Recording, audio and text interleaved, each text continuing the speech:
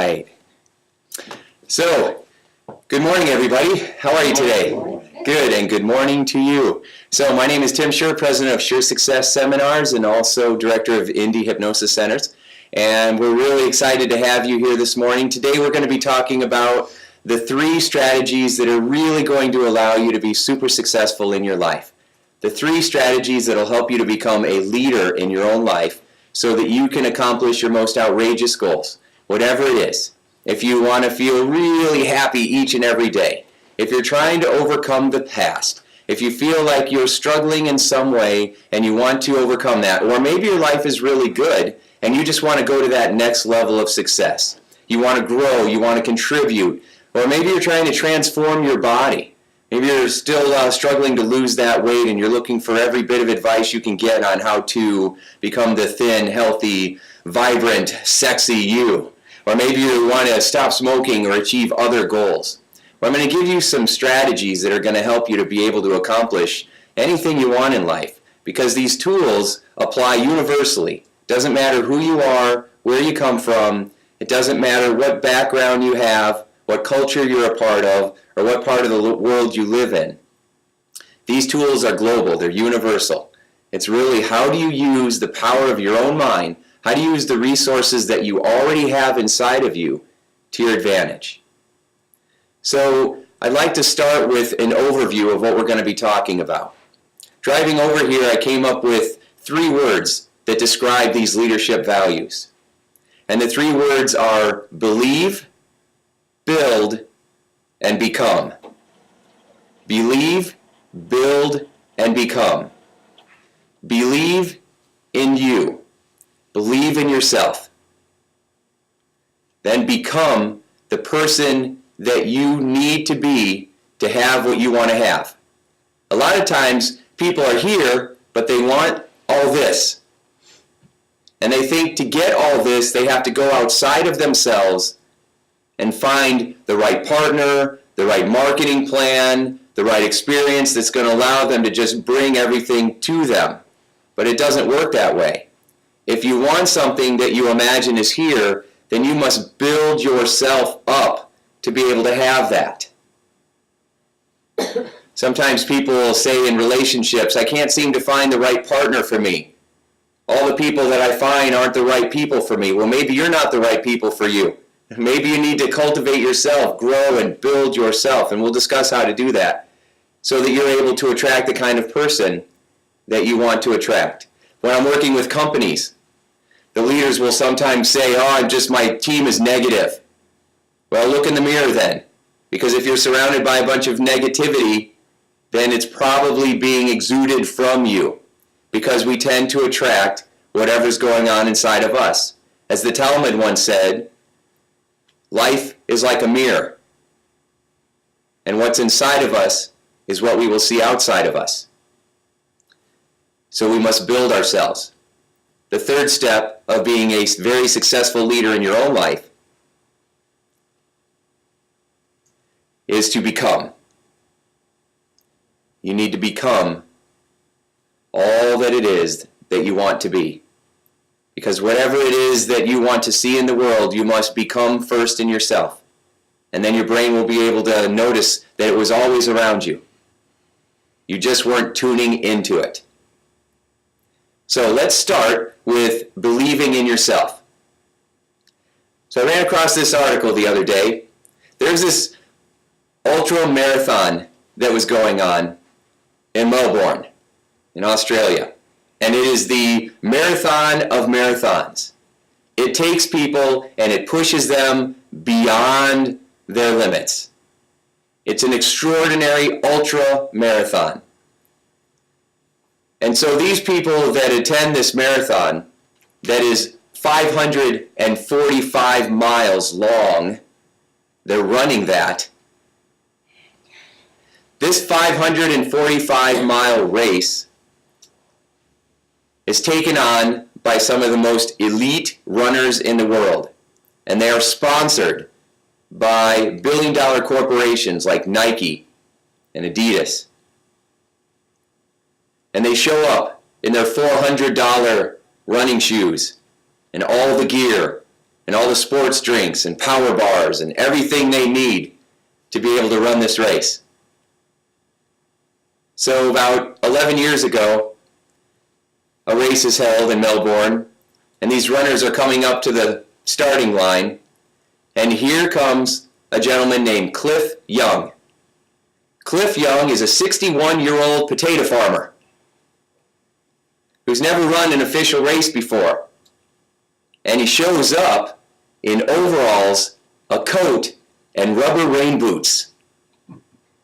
And the media sees this guy, and they start laughing, and they run up with a microphone. And they say, "Hey, Cliff, why are you doing this? And what's it like to know that you're going to drop dead from a heart attack in about 20 miles? And Cliff says in a very humble way, with his beautiful toothless smile, Cliff says, "Well, I grew up on a farm. We had 1,000 acres, and we had hundreds of sheep. And if the weather got bad, we didn't have any money for a tractor or for a truck, so I'd have to start running after these sheep. And some days I'd be running 3 days, trying to get all the sheep back in, so they were okay. And this is a 5-day race, so I figure, well, it's only 2 more days, so I'll be okay." Cliff believed in himself, even when nobody else did. To make it worse, when the gun went off, everybody took off, and they were miles ahead of Cliff. And Cliff ran like this. He was more shuffling than running. Everybody has their pacing, but not Cliff. Cliff was shuffling. And everybody thought this was just the silliest thing they ever saw. So they focused on the other runners, and these other runners were going like wild. That night, the runners decided to sleep. And so they laid down about 10 hours into the race. Some of them ran 15 hours. A couple of them ran 17 hours. And then they put up their camps and they slept. But nobody told Cliff all the rules, you see. Nobody said that you were allowed to sleep. So Cliff just kept running and running and running. And Cliff ran all day and all night and won the race. In fact, took some notes here just so that I get it right. He says, "I grew up on a farm where we couldn't afford horses or four-wheel drives. And whenever a storm rolled in, I'd go round up some sheep. I had 2,000 heads and we had 2,000 acres. So double what I said before. Sometimes I'd have to run for those sheep for 2 or 3 days." He didn't mention 2 or 3 days in a row. By the end of it, Cliff came to the finish line, and there was all kinds of people that were cheering and clapping, and the media were there. And he said, surviving with hot chocolate and cups of water, Cliff Young shuffled down the highway for 5 days, 15 hours, and 4 minutes straight. When Young finished the line, there were hordes of cheering fans. He had broken the all-time record for the Westfield Sydney to Melbourne Ultra Marathon by 2 days. So not only did nobody believe in him, but he believed in himself. He beat the hardest record on earth to beat by 2 full days. Now the other cool thing about Cliff is that he didn't know there was prize money either. So he got a check for $10,000. And the great thing about him was that when he had the money, he felt so bad that the other people didn't get anything when they tried so hard that he split the prize money with all the other runners. Now that's leadership. That is believing in yourself no matter what. This is Cliff Young.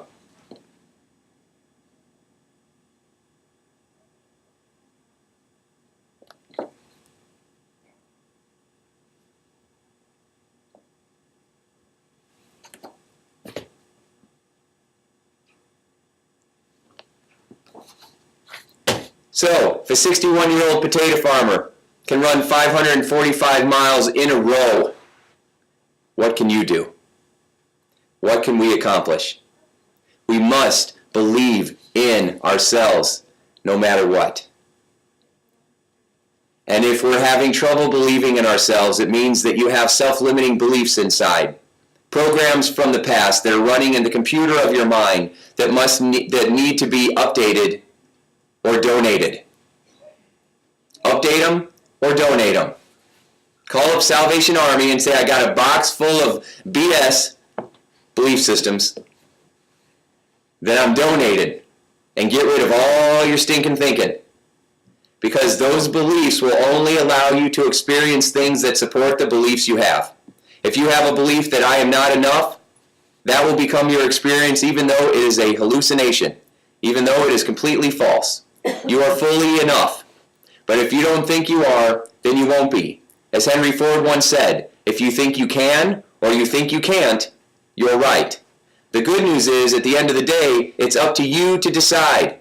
Regardless of what happened to you in the past, regardless of what beliefs might have been around you that you absorbed, in spite of people perhaps putting beliefs right directly into your head, at the end of the day, you get to decide what you want to support. If you want to support beliefs or not. You don't even have to decide if they're true or not. You just have to decide if you're going to support them or not. If you want to support them, continue to. If you don't, then become aware of your language. Because what we say to ourselves and what we imagine all day long becomes our life. And most people aren't even aware of what they're saying to themselves. Most people aren't even aware of what's going on in the theater of their mind. And so we want to make sure that we are fully aware of what's going on around us, what's going on inside of us. We become aware of that. So, with that said, I want you to imagine yourself spending a little bit of time today, perhaps just writing down on a piece of paper, what is it that you really believe about yourself, others, and the world around you. Take a little time to write down, what is it that I really believe about myself? What is it that is going on in this mind of mine? What do I really believe? If you get scared or stressed or upset, write down, what would I have to believe in order to feel this way? What would I have to believe in order to feel this way? And you'll discover self-limiting beliefs that always come to either, there's two emotions, and everything else is in between. There's love and there's fear. And fear is the absence of love. So there's love and there's fear. Every other emotion is a range between the two. If you have a self-limiting belief, you are subscribing to your fear.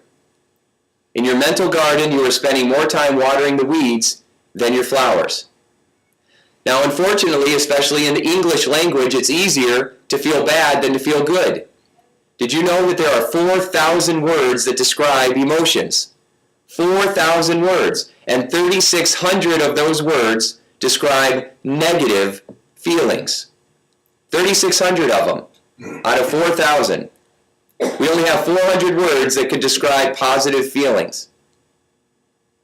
And most people only use 2 or 3 of them. You'll notice that you use the same types of words, the same types of phrases, and you describe the same types of feelings over and over and over again.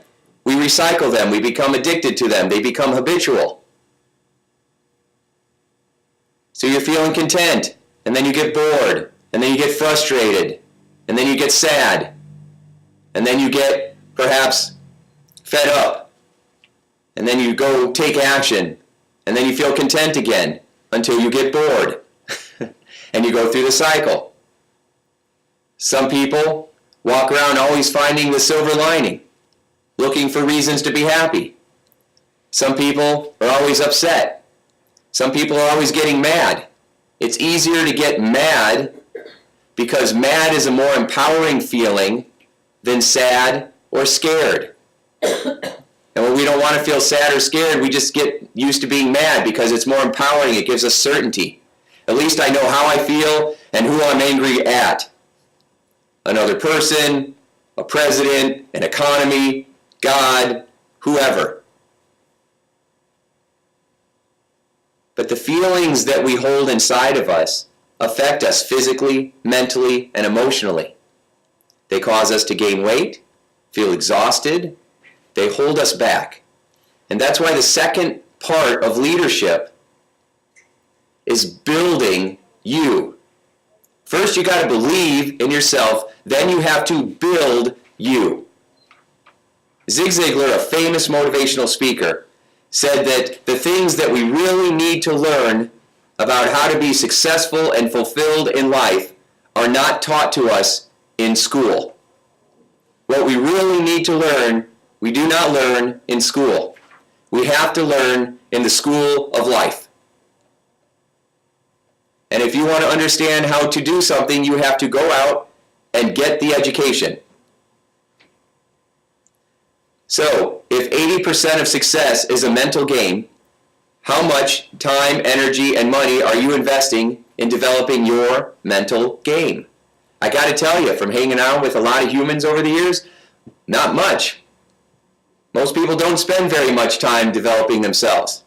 They're just going through life winging it. I mean, did you all have a course on how to raise children before you had them? Did you all take courses on financial mastery before you started messing with your money? Did you all take courses on marriage before you got married? Yet these are some of the most important things. Have you all had courses on how to take care of yourself? Physically, or body? Probably not. Yet these are the most important things. How many of you take care of your spiritual part of you? Besides church occasionally. The things that we say are most important are not the things that we put the most time and energy into. It's backwards, which is why 20% of the population is the most happy and has most of the stuff. And 80% of everybody else is complaining like they got a raw deal. Everybody's challenged. But when you're born, you have two things. You have resources and you have time. Human beings all have about the same amount of time, give or take. And we all have these resources. Our brain, our imagination, our will, our feelings, our thoughts, our desires. We just have to learn how to use them to our advantage, how to optimize ourselves, how to build ourselves. And the way that you build yourself is by getting an education in the stuff that matters most to you. So today, you're here, or you're here online, and you're taking in information. You're empowering yourself. At this moment in time, you're building yourself. I sent an invitation out to thousands of people.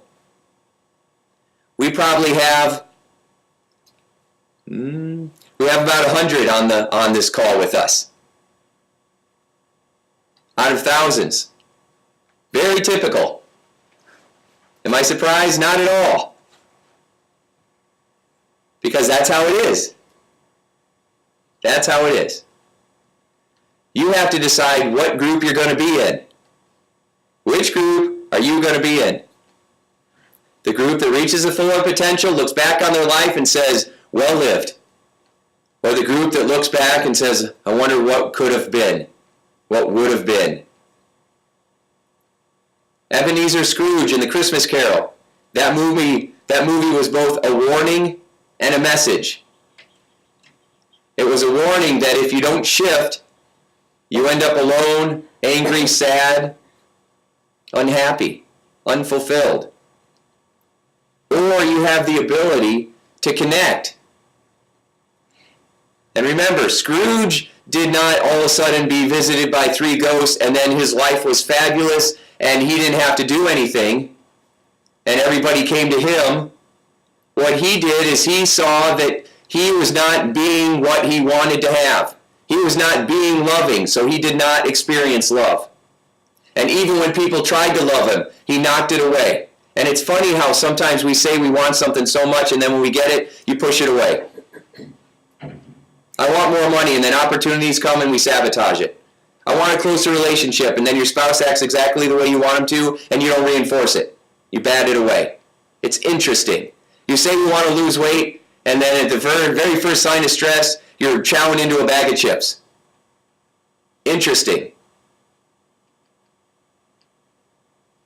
Scrooge decided to have something, I have to give it. It was once said that if you go out looking for a friend, you will never find one. If you go out being a friend, you will find them everywhere you go. If you want something, begin to be this way. Begin to give it. If you want respect, give respect. If you want love, give love. Start to act as if you already have what you want. And that's why it's important to go to seminars, to go to classes. Go to the library and rent audiobooks. When I first started out, I didn't have any money, so I would go to the library and I'd walk out with stacks of audiobooks. My best friends were people that I had never met before. But I learned from them. They coached me and guided and supported me and helped me realize, wow, this is possible and this is possible and this is possible. You can do the same thing. And now in the age of technology, in the age of Dr. Google, the information is all around you. It's been piped in through your computer or through your iPad or through your smartphone right now. It's here. The difference between now here, let me write this out real quick because it's interesting.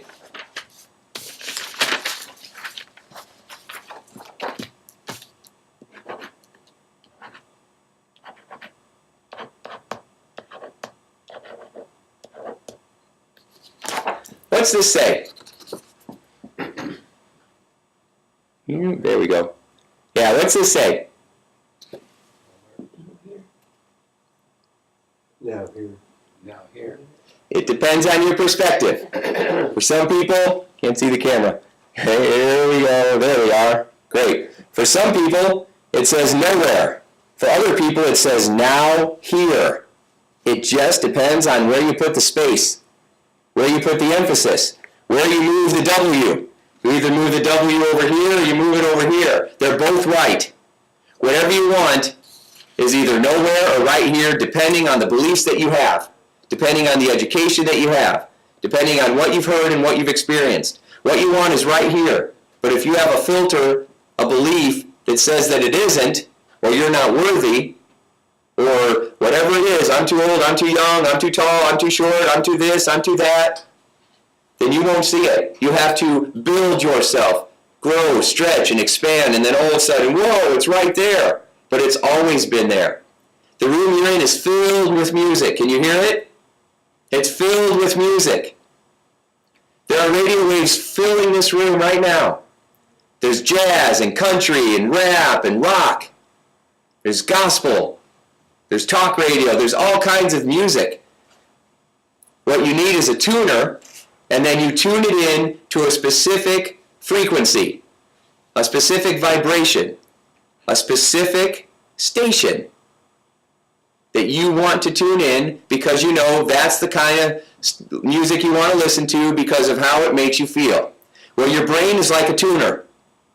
You got to tune into the information that you want because you know it'll make you feel a certain way. But we are so used to having our preset buttons that we typically go right to the station that makes us feel bummed. And then we look outside of ourselves for the reason why that is,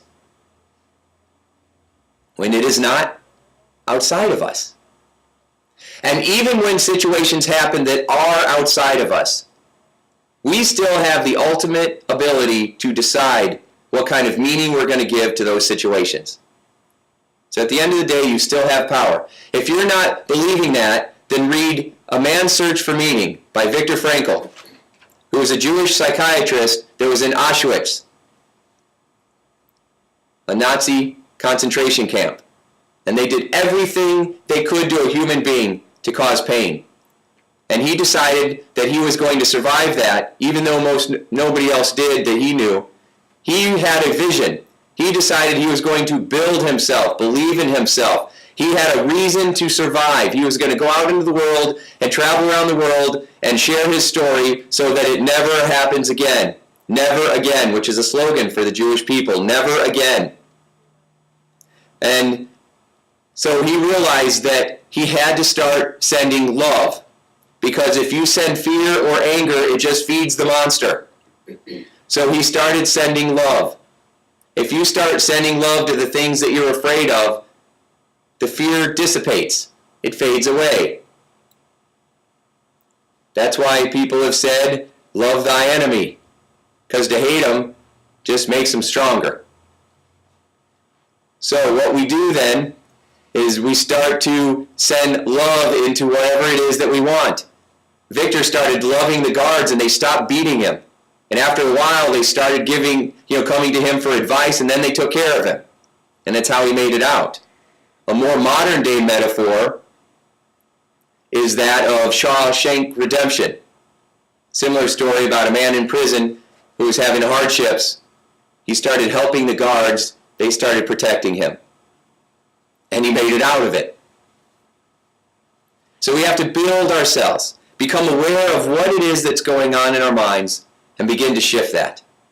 We begin to create an environment around us that supports us.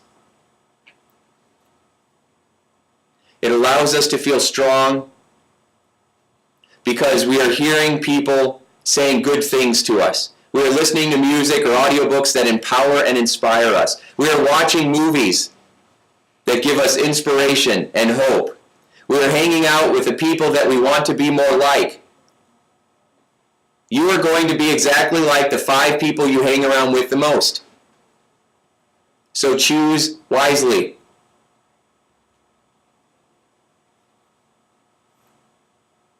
Does that make sense? I see all the deep thinking going on. All the wheels are spinning. Because as I say these things, you go into your mind, you go into your imagination, and you start accessing memories and thoughts and sensations. That is the theater of your mind. This is what you have the ability to influence. And all you need is right in here to do it. And then you use the other resources around you to give you better tools. You can't build a house with just a hammer. You need more tools. You have power tools in here. You just want to learn how to access them. And when you create an environment around you, have you ever heard the expression that if you're attempting to make more money, then hang around with other people who are wealthier than you, and then you'll start to become wealthier. Or if you want to be a better athlete, play with people who are better than you, and you'll become a better athlete. Because if you take the average of the 5 people that you hang around with the most, let's just say for income, if you take the average of the 5 people that you hang around with the most and average their incomes, that's your income. Some people are intimidated by that. It makes them feel less than. So they shy away and they go back to where they're comfortable. But then that's where they stay. And that's okay. It doesn't matter how much money you make. It doesn't matter how good or not good you are at certain things. What matters is what you want. I know people that are worth millions of dollars that are unhappy, miserable. And I know people that have very little money that are happy and full of joy. It's not the money. We're taught in this culture in America that fame and fortune and status are what make you happy. And that is false. None of the research supports that at all. The research says that what makes people authentically happy over a long period of time is your personal development, your personal growth, how you manage the world. Enlightenment is really about being centered in the moment instead of jumping into a past or a future and causing anxiety. Being present in the moment and being at peace with whatever's going on. Realizing that all situations are neutral until we give it meaning. Voltaire once said, "It's not the cards that you are dealt in life, but how you play the hand." So authentic happiness is about building yourself and then building a community around you.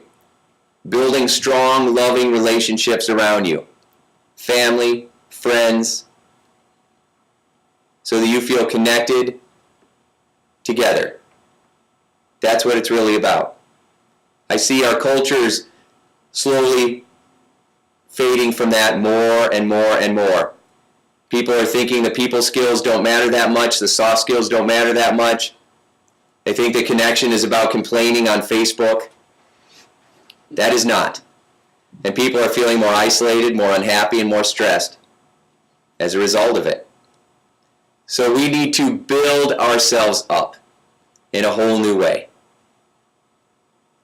The third thing we've got to do is become the person that we want to be. And that means first defining what kind of person you wish to be. Define the kind of person you wish to be. Have you ever taken time to just write down your mission statement? My life is about this. This is what I want people to remember me by. This is the one message that if anybody asked me what's the secret of life, this is what I would share with them based on my experiences, and if I wanted to instill them with hope.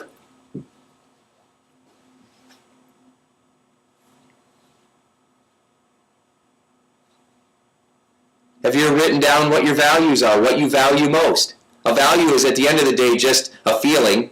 Human beings are emotion junkies. Everything we do is for a feeling. The great driving force in life for human beings is to avoid pain and gain pleasure. But most people have the association backwards. They associate pleasure to the things that are keeping them stuck, like smoking or overeating. And they associate pain to the things that would get them better, like fitness. People mostly value conflicts. I want to make $1 million, but I really don't want to work. That's a values conflict. So writing down, what feelings do you want to experience the most?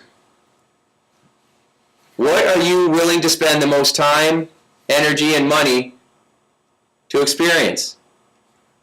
So in this culture, people chase money a lot.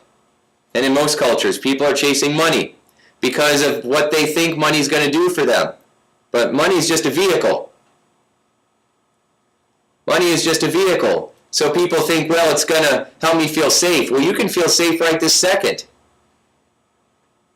And usually when you do feel safe, it's easier to be resourceful. It's easier to make excellent choices that will actually create what it is that you want.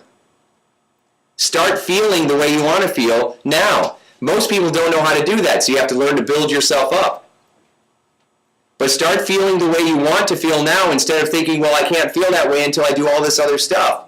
Well, you won't ever get all that other stuff done if you don't start feeling the way you want to feel now. It reminds me of Charlie Chaplin in those old black and white movies where he'd drop his hat and he would go to pick it up and then he'd kick it. And then he'd go to pick it up and then he'd kick it. And then he'd go to pick it up and then he'd kick it. It's just always out of reach, but he's the one kicking it. It's called self-deception. It's when you're the problem and you don't know you're the problem. Unconscious incompetence. We need to move you to conscious incompetence, so now you know it's you, so you can own it. Responsibility means the ability to respond. Once you own it, then you move into conscious competence.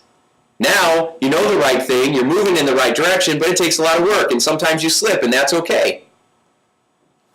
And then you finally move into unconscious competence. Now it's a habit. Now this is who you are. Portia Nelson tells a story from her book, My Autobiography in 5 short chapters, and she says, day one, I'm walking down the street, and I fall into a hole. And I cannot believe I'm in this hole. I hate it here. I don't like this. I want out. This is frustrating. This is not what I want. And it takes her a long time to get out of the hole, but she finally climbs out, and she keeps on going. Day two, she's walking down the same street. She sees the hole, but falls right in it again. Oh my gosh, I cannot believe I'm here again. This is ridiculous, and I know it's not my fault. It's these people that built the street, and people don't pay their taxes, and all this other stuff, and she's blaming, and it takes forever to get out of the hole. But she finally does, and she keeps on going. Day three, I'm walking down the same street. I see the hole. I start to go around it, but I fall in it again. Oh my gosh, I cannot believe I'm here again. Now it's a habit. But you know what? Maybe it is me. Maybe I am causing this and I didn't realize it. Maybe I have some weird self-fulfilling prophecy and I've been causing this. And so I'm going to own it. I'm owning that I'm here. And she gets out instantly. And she keeps on going. Day four, she starts down the same street. She's empowered now. She sees the hole. She recognizes it. She owns it. She goes all the way around it and she keeps on going. And on day five, she takes a different street. And that's what we want to do. We want to build ourselves up and become the person we want to be. And part of becoming the person you want to be means believing in yourself, building yourself, and then the third thing is really becoming you. Acting the way you want to act, discovering and defining what beliefs do I want to hold for myself, what feelings do I want to have. Sometimes the easiest way of doing that is getting in touch with what you believe about yourself that you don't like. Because we're so used to doing that, it's easy for us, which that in itself should be an insight. If it's really easy for you to describe all the things you don't want, it's because you're thinking about that all the time. If I tell my son, don't throw that toy, what's he going to do? Throw the toy. So if you walk around saying, just don't get stressed, just don't get stressed, you're going to get stressed. Don't eat that cookie, just don't eat that cookie. I got to lose this weight, I got to lose this weight. You're focusing on what you're trying to get away from, and you just create more of it. You have to focus on what you're moving towards. We have to stop playing to lose. We have to start playing to win, if that's what you want to do in your life. So it reminds me of a personal story about resilience. So I'm speaking around to a lot of companies. They realize that I'm pretty good at influencing people.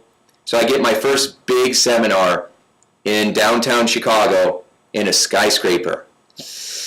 And I'm already nervous because I started out with a lot of anxiety when I was younger. And so we're going to go do it for this insurance company.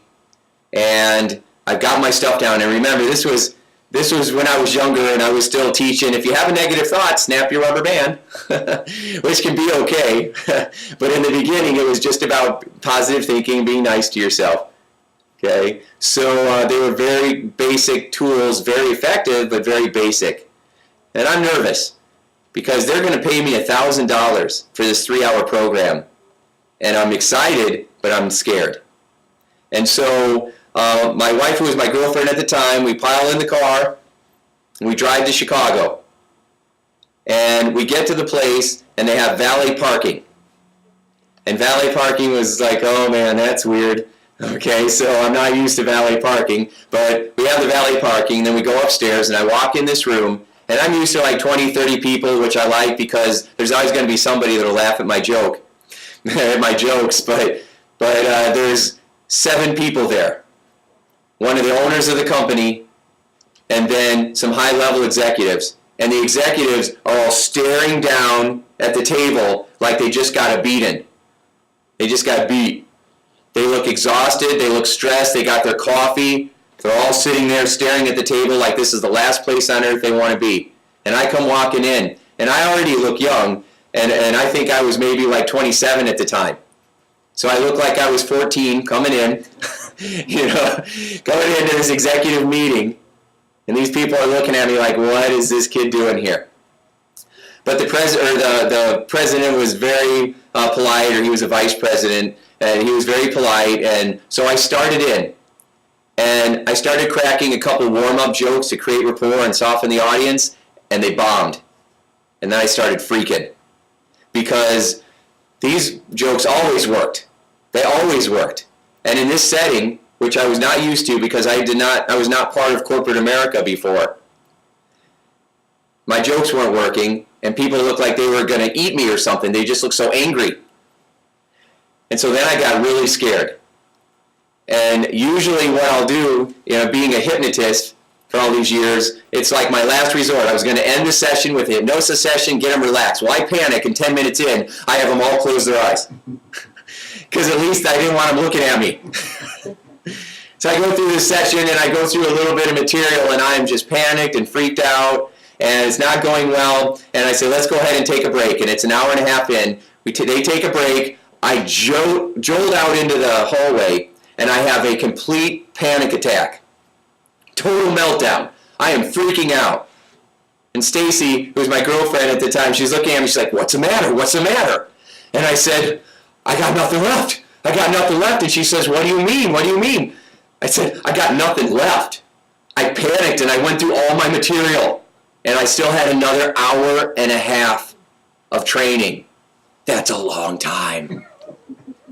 An hour and a half, 90 minutes is a long time when you're scared and you don't know what to do. And you got to go entertain them. So I had a choice. I could go run out, which is what I wanted to do, or God puts people into our lives for a reason. And God put my wife into my life for a reason. Okay?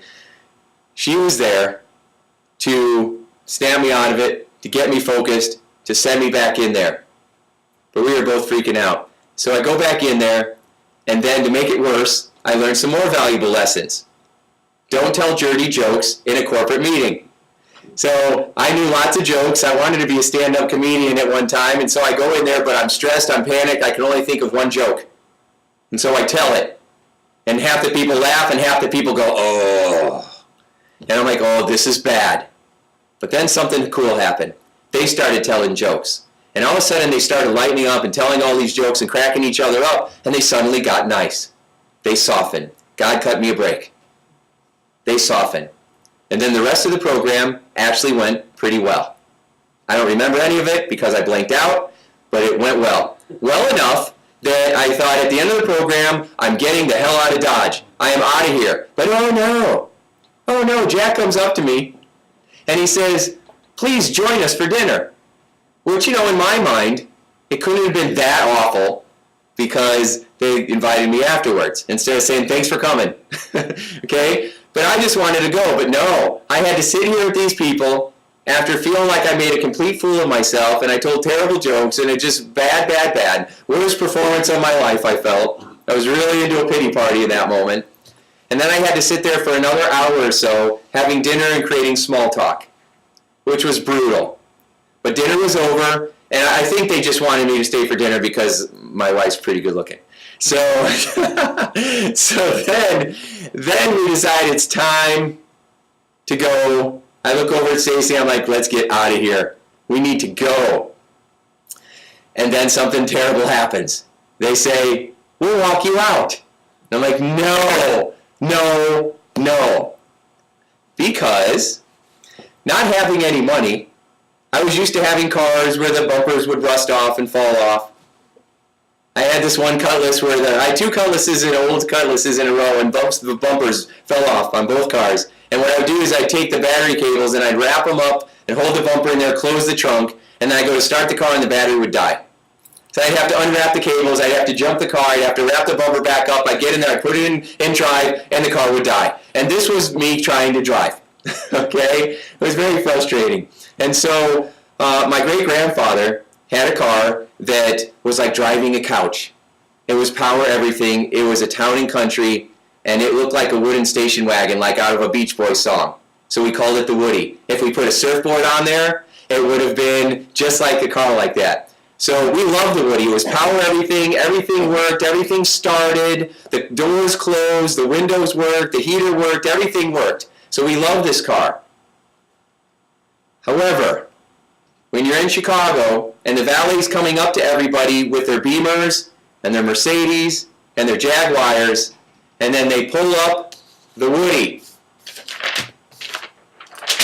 It's around here somewhere. Here comes the Woody. Now, I still love this car to this day, but at that moment, I did not. At that moment, this car scared me because these people are coming up with all their fancy cars, and I got intimidated again, and the valet's walking up, pulled up the Woody, the valet's walking up to me with the keys, and I'm literally like this. Not mine. And then I finally took the keys, and they were very gracious, and I drove home, and while we were driving home, we had an hour drive, and while we were driving home, I was just crying and upset and defeated, and I decided I was never doing that again. And I just felt humiliated. And I stopped doing public speaking in groups for about 3 or 4 months. I just stopped. And then one day I realized that I have a choice. I can look at that experience and let it strengthen me, or I can let it defeat me. I can learn from it, grow, become stronger, have more material than I would ever need so I was fully prepared, which I do to this day. If I have a one-day seminar, I walk in with 2 or 3 days worth of material. I'm very well prepared. And I could look at that situation and quit, which would never allow me to feel fulfilled. or I could become resilient. And I always tell people one day I'll tell that story and laugh at it. And it took about 10 years. But I'm telling that story even today and laughing. It was a great experience for me, even though it was painful at the time. You know, diamonds start out as a piece of coal that go through tremendous pressure. To become a diamond, you don't get run through feathers. You go through tremendous pressure, but it's what makes you sparkly. It's what makes you sparkly. Wind is resistance, but when you're sailing, it's what moves the boat. The goal in life is not to avoid the storms, but to learn how to dance in the rain. So we must decide who we're going to be.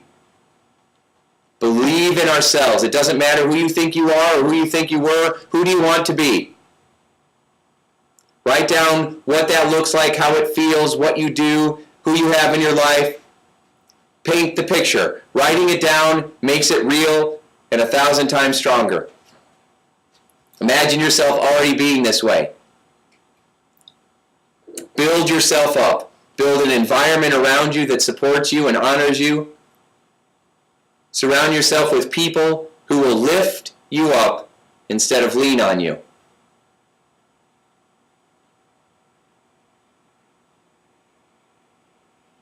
And then become the person you always wanted to be by simply deciding that it is so. Do you have any particular questions? Online, I'm going to keep this muted because there'll be too many people, and we'll figure that out, how you might ask questions through the chat. But for now, anybody in our live audience, do you have any questions, thoughts, or comments about what we've been talking about? I'm going to give you a few minutes for any questions you might have, and then we'll close.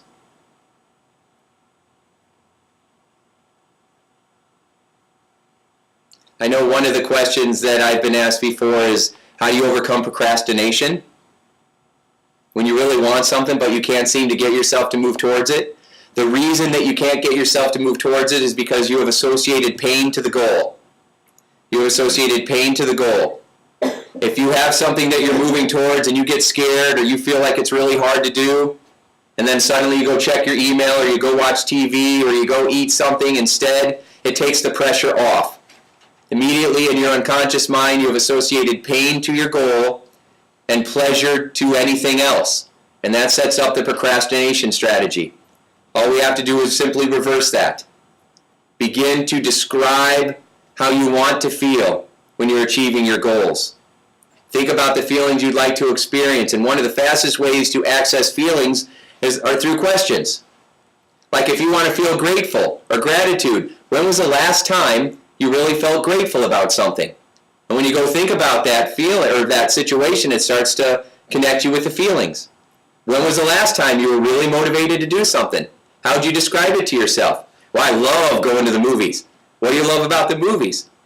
Oh, I love that I'm going to go and I'm not going to know what's going to happen and I'm excited about it and I'm telling myself that this is going to be a lot of fun and I know that I get to pick what movie I'm going to see and I just love it. I get really excited about it. That's wonderful. I say, now describe going after your goals. Hi. Describe going after your goals. Or this one particular thing when you're procrastinating. Well, I just know it's something I don't want to do. And it's not going to be any fun. And I'm going to be bored. And so you can tell that they're describing how they're going to feel differently on those two situations. And all they have to do is map it across. Take the words, the way you hold your body, the way you describe situations when you're motivated, and begin to apply them over here. So for example, you think about that task and you think, well, what can I do to create some variety with it? Maybe what I can do is play some music in the background. And I can focus on the toughest piece and just really jump into that because I know everything else will be easier. And I can hold my body up. And I can think about when I get this accomplished, I'm going to go see a movie. So you're setting up pleasure to it. I had somebody that always complained that they couldn't eat healthy. They had trouble doing it. And I found out they were describing the junk food in fabulous ways, and they were describing the healthier food in ways that were boring. I said, switch that. They started describing the healthy food like a Hawaiian buffet, like they were going on vacation, that it was fresh and healthy and delicious, and it made them feel healthy and delicious. And they started eating healthier and dropped weight. They started describing the junk food as boring, making them feel tired or greasy or unhealthy. They changed their strategy. The quality of your life is determined by the quality of the questions you ask yourself. Tony Robbins said that. The quality of your life is in direct proportion to the quality of the questions you ask yourself. What kind of questions are you asking yourself? Why does this always happen to me? Because you're a loser. If you ask lousy questions, you're going to get a lousy answer. What can I do to accomplish this goal, and how can I make it fun? Oh, now your brain says, oh, wow, okay. Because it'll answer whatever questions you give it. So it says, okay, how can I do this, and how can I make it fun too? Well, now you've accessed a whole new set of resources. So we want to make sure that we're asking ourselves the right questions.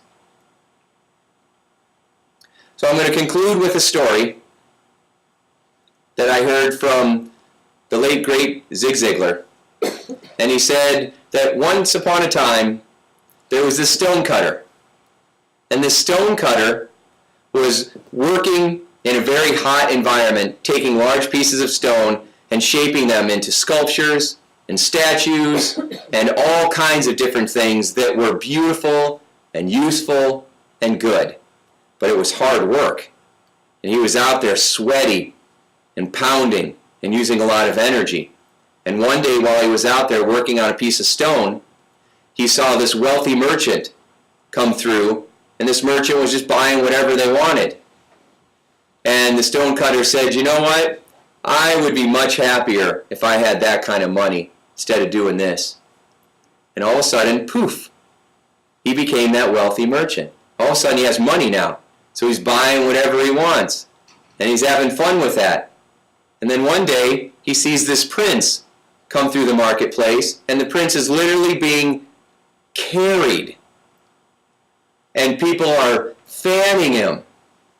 And the merchant says, wow. He says, now, if I had that kind of power and presence where people were fanning me and carrying me, then I'd be really happy. The money's fine, but I'd be really happy if I had that kind of presence where people were always fanning me and everything. So all of a sudden, poof, he becomes the prince.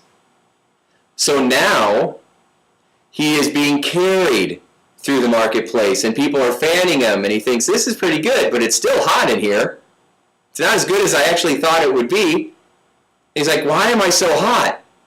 And he looks out over his canopy, and he sees the sun. And he says, wow, I'm a prince, but the sun is still more powerful than me. Now, if I had that kind of power, I would really be happy then. I know I said it before, if I just had money or if I just had the presence, but if I had this kind of power, I would really be happy then. So, poof, he becomes the sun. Now he feels strong, and he's shining everywhere, and he's drying out the field because he feels powerful and significant. And he's just shining down, he's making everybody else sweaty now. And he feels pretty significant and powerful. But then one day, his rays get blocked from the earth. And he says, what? I'm the sun. What kind of amazing force is this? What kind of influence is this? And he sees a cloud. And he says, wow. He says, all right. I know I thought the money or the presence or the power and significance, is going to make me happy, but I would really, really be happy if I had that kind of influence. If I was that cloud. So, poof, he becomes the cloud. So now he's blocking the rays from the sun and feeling really awesome, and then goes like this, and starts raining, starts flooding the fields, is feeling really, really cool with all this influence. And then one day, he gets blown over to the side. And he gets blown back over here. And then blown back over here, just tossed around in the sky. And he says, what amazing force is this? And he discovers it's the wind. And he says, okay. I always think of Joe Pesci when I do that. Okay. If I was the wind, I would be so happy and fulfilled. I promise. I would be so fulfilled if I was just the wind. So, poof, he becomes the wind. So now he's blowing the fields over, and he's blowing people over, and he's blowing the clouds all around. And he feels like he has all of this energy. All of this energy. The money and the power and the prestige and all that stuff doesn't matter, because now he has all this energy. And he's blowing everything, and then one day he blows against this huge object, this giant piece of stone, and he blows on it, and the stone doesn't move. And he blows, and the stone does not even budge. And the wind says, now this is incredible, I'm the wind. What is this amazing power? What is this strength? And he sees it's this piece of stone, and he says, you know what? Okay. If I was this stone, and then that's it. If I was this stone, and I had all that strength, if I was that strong, then I would be happy. And so, poof, he becomes the stone. So he stands strong and powerful for years and years. And then one day, it's an ordinary day, this stone feels a tickle, a shift, a weird movement. And he starts transforming and shifting. And he goes, what is this? What is happening? What incredible, powerful, significant, amazing energy is this that could transform me? And he looks down and he sees a stone cutter. Take your time. All the way around. If I just had this, if I just had this, if I just had this, if I just had this, just having this doesn't make us happy. Because as soon as we get it, we don't care anymore. You wanted that big house, you get it in the big house now, you're used to it. You have all that stuff you just had to have, and a year later you're selling it for a nickel in a garage sale. All that stuff. They say we spend the first half of our life collecting stuff, and the second half trying to get rid of it. Where the most important things in life aren't things. So realize that you already have all the resources and everything you need inside of you to live your best life now, to fully reach your potential. You must believe in yourself. You got to build yourself up, using all the tools outside of you to cultivate what's already inside of you. And then after all that, you get to become who you've always wanted to be. And that is our greatest purpose. Thanks so much for joining me today. God bless you, and I hope that your day and your life is a sure success. Thank you.